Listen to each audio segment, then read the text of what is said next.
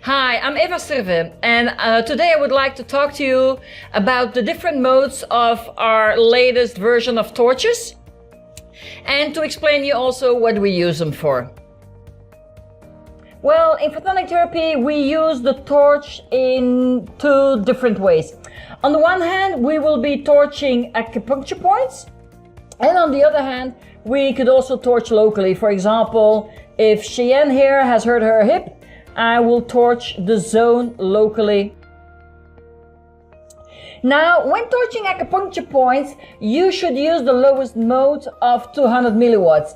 And that is because acupuncture points like to be whispered to. And so that's where we're going to use the 200 milliwatts. And that's more than enough. Remember, Dr. Brian McLaren's old torch from the 90s.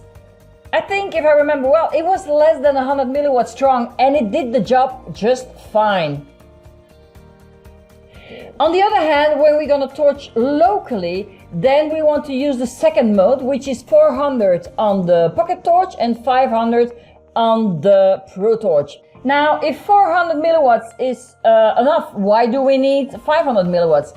Well, in one case, we absolutely need the 500 milliwatts.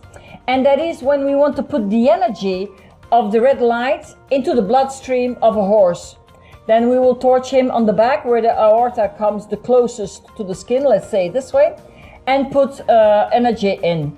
And you would only do that, for example, when your horse is completely exhausted and very, very weak.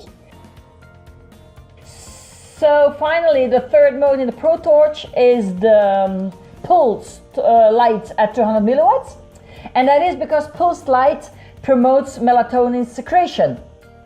And you probably know that melatonin is really good for sleeping well, but it has a lot more advantages, and it helps the nervous system against degenerative diseases. So make sure your light is a safe light and keep it safe. And in the meantime, go and torture your animals. They'll be so happy.